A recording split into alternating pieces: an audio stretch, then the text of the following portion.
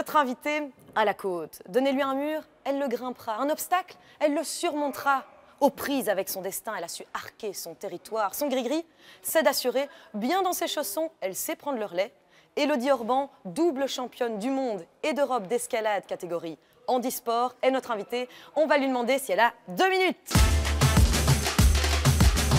Bon, Élodie, là on est vraiment mise en situation. Ouais, on est bien là. Alors tu es grimpeuse professionnelle Oui. dans la catégorie handisport. Qu'est-ce que ça signifie?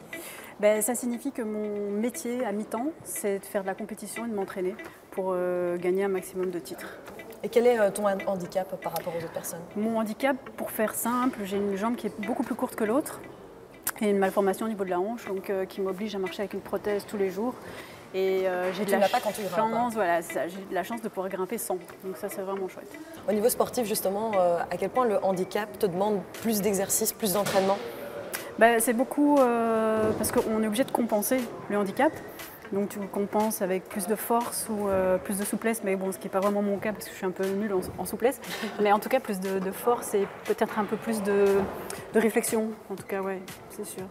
Et en fait, si tu n'avais pas fait l'escalade, Ouais. tu aurais dû quand même faire de la rééducation pour ta jambe? Oui, j'ai eu des grosses périodes d'opération et de revalidation.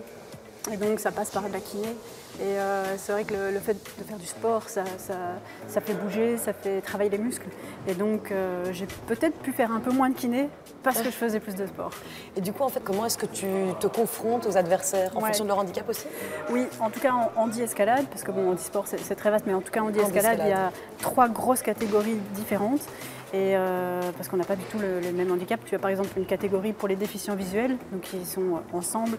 Et moi, je suis dans la catégorie des déficients physiques et neurologiques. Donc c'est très vaste encore, mais ça permet de quand même rassembler les handicaps plus ou moins les mêmes dans la même catégorie, quoi. Et donc ta vie de professionnelle de la grimpe, on va dire, Ouais. ça consiste en quoi? Je m'entraîne en général, c'est 3 heures. Une séance de grimpe, c'est 3 heures. Par jour? Ouais, par jour. Après, ok. tu as des séances de grimpe, tu as des séances Ok, donc de moi j'ai déjà mal au bras, c'est mal barré. Et ouais, ça demande quand même pas mal de temps, d'investissement et puis beaucoup de repos aussi. Vraiment du repos pour que les muscles aient le temps de se régénérer pour que le lendemain on soit au top pour refaire un entraînement. Bah, écoute, le repos, c'est pas pour tout de suite parce que mon défi, Ouais. ça va être de faire une petite ascension en 2 minutes. Voilà. Donc je te propose qu'on descende, je ne suis pas très à l'aise. Faut se lâcher du coup. Voilà. Ah oui, merde. Oh, pardon. Ok, moi je suis prête. Ok, mais attends, avant de partir, pour quand même que ce soit quand même un défi, tu enlèves une chaussure et tu grimpes avec une seule jambe. Ah ouais, comme toi. Comme moi. Ah et oui, puis ok. tu vas jusque le plus haut possible. Ça change un peu la donne. Hein, parce que change je ne la suis donc pas donne, déjà très ah. forte. Mais pas de souci, je relève le Mais je te défi. tiens, hein. Oui, quand même, il vaut mieux. Ok. Ça 3, te va 2, 1, action. C'est Donc, parti. ok. Bon, une seule jambe, hein. Ouais. Ah oui, non. Non. Si, c'est bien, Mais c'est je bien. peux utiliser mon genou? Non. Elle triche déjà. Voilà. Bon, en fait, il faut vraiment bien monter les Oh, c'est bras. super chaud. Ah, Voilà. Allez, la grosse, oh, nickel. punaise, dis. Voilà, mais super en fait.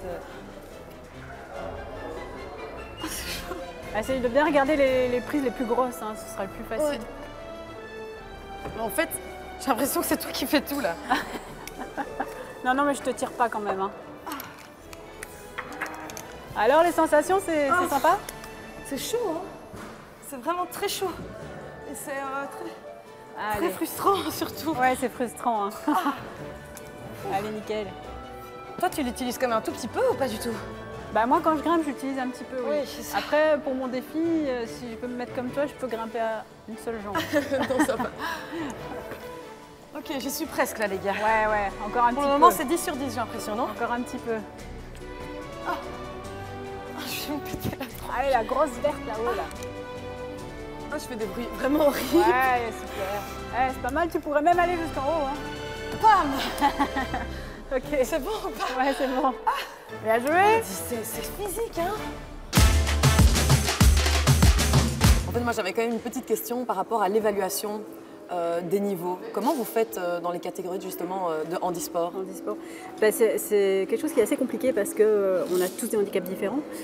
Donc il y a 3 grosses catégories comme j'ai expliqué tout à l'heure, mais après c'est sûr que dans une catégorie on a des handicaps aussi qui sont différents. C'est une discipline qui est assez neuve aussi, assez récente dans l'histoire du sport et de l'escalade. Ça fait genre 5 ou 6 ans que le paraclimbing existe, donc ils sont encore en train de modifier, encore en train un peu de chercher comment essayer d'uniformiser pour pas que ce soit trop compliqué et en même temps que chaque athlète s'y retrouve selon son propre handicap. Et toi justement, ça t'a déjà dérangé lors d'une compétition de dire mais enfin on n'a pas du tout le même handicap? Oui, mais après voilà, c'est... Faut continuer quoi.